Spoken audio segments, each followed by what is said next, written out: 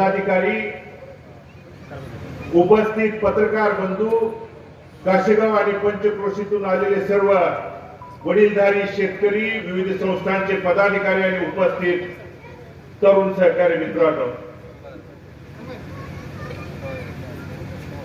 आदरणीय ताईंच्या प्रचाराच्या निमित्तानं आपल्याला सभा आयोजित करायच्या ह्या काल त्या ठिकाणी ताई आम्हाला मेसेज त्या ठिकाणी प्राप्त झाला आणि सभा कुठे घ्यायची तर त्या आमच्या ताईंनी त्या ठिकाणी काशेगावातल्या वडीलधाऱ्यांना, नागरिकांना सांगितलं होतं की भगीरथला घेऊन त्या ठिकाणी आम्ही काशेगावात मोठी सभा घेऊ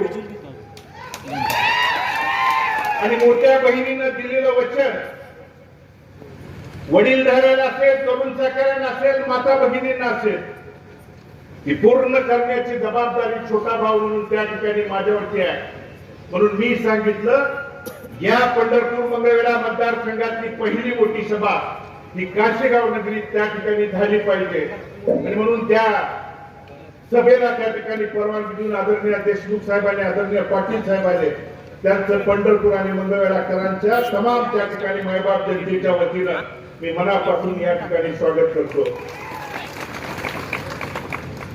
बंधूंनो, उद्याची ही लोकसभा निवडणूक आपल्या शेतकऱ्यांच्यासाठी, सर्वसामान्यांच्यासाठी खूप महत्वाची आहे. कारण उद्याची निवडणूक ही मोदी विरुद्ध इंडिया या देशातला इंडिया आघाडी म्हणजे या आघाडीत समाविष्ट झालेल्या पक्षांची आणि प्रमुखांची नाही, तर या देशातल्या सर्वसामान्य शेतकऱ्यांची, कष्टकऱ्यांची, बेरोजगार तरुणांची जी त्या ठिकाणी आर्त हाक आहे, जी पिळवणूक या गेल्या 10 वर्ष लगातार त्या ठिकाणी सुरू आहे, याच्यावरती आवाज उठवण्यासाठी आपल्याला कदाचित लोकशाही आणि संविधान वाचवण्यासाठी ही शेवटची बंधूंनो उद्याच्या लोकसभेची त्या ठिकाणी संधी आहे आणि म्हणून जागरूकतेने उद्याच्या 7 तारखेला आपण आशीर्वाद रूपी मतदान द्या ही विनंती सर्वप्रथम त्या ठिकाणी करतो. शेतकऱ्यांच्या बाबतीत त्या ठिकाणी अगोदरच्या अनेक मान्यवरांनी बोलताना सांगितलं की आज 2 दिवसापूर्वी भाजपच्या उमेदवाराचा अर्ज भरण्यासाठी या राज्याचे उपमुख्यमंत्री आले होते. त्यांनी सांगितलं उमेदवाराकडे बघून मतदान करू नका, तर मोदींच्याकडे बघून मतदान करा.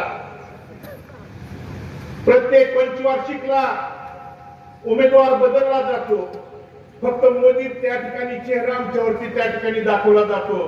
परंतु आम्ही सगळ्यात जास्त कुणाला कंटाळलो असेल आणि घाबरलो असेल तर त्या ठिकाणी जे तुम्ही परवा नाव सांगितलं त्यांनाच त्या ठिकाणी इथली समस्त शेतकरी, माता भगिनी, तरुण सहकारी त्या ठिकाणी त्यांच्या विचाराला, कार्याला त्रस्त झालेले आहेत. एकीकडे 6,000 रुपये आम्हाला दिले म्हणून तुम्ही सांगता, परंतु कपडे असतील किंवा जे शेतकरी, आपण कृषी प्रधान देश म्हणून त्या ठिकाणी आपण वावरतो, आज या काशेगाव नगरीत आणि पंचक्रोशीत सगळ्यात जास्त साहेब द्राक्ष बागायतदाराशी निगडीत असणारं हे सगळ्यात मोठं आमच्या जिल्ह्यातलं आणि परिसरातलं हे गाव आहे. आज जर त्या ठिकाणी या द्राक्ष बागायत असेल किंवा डाळिंब आणि इतर पिकांच्या बाबतीत बियाणं असतील, खतं असतील, त्या ठिकाणी औषधांसाठी हजारो लाखो रुपयाचा जीएसटी आणि कर त्या ठिकाणी आम्हाला शेतकऱ्यांना भरावा लागतो. एकीकडे तांब्यानं तुम्ही आमच्याकडे काढून घेता आणि दुसरीकडे चमच्यानं देऊन आम्हाला दिलं म्हणून जर सांगत असाल तर नक्कीच विचार करायला लावणारी ही निवडणूक आहे. आणि म्हणून शेतीशी जोडधंदा असणारा दुग्ध व्यवसायाकडे आमचा शेतकरी, माता भगिनी वळल्यानंतर दुधाला त्या 4 पैसे वाढून मिळतील, माझा प्रपंच त्या ठिकाणी, माझं कुटुंब सुधारेल या नात्यानं या भागातला शेतकरी दुग्ध व्यवसायाकडे वळल्यानंतर मात्र आज दुधाची परिस्थिती काय आहे? आजच्या जर त्या ठिकाणी दुधाचा दर बघितला तर 22 ते 24 रुपये फक्त दुधाला त्या ठिकाणी दर आहे. आम्ही आंदोलन केली, मोर्चा काढला, रस्त्यावरती उतरल्यानंतर तुम्ही अनुदान देण्याचं त्या ठिकाणी घोषणा केली, जानेवारी महिन्यामध्ये अनुदान देणार म्हणून सांगितलं. आज एप्रिल शेवट आलाय, परंतु 1 रुपयाचे अनुदान त्या ठिकाणी शेतकऱ्याच्या कुठल्या किंवा दुग्ध व्यवसायाच्या कोणत्याही खात्यावरती त्या ठिकाणी जमा झालेलं नाही.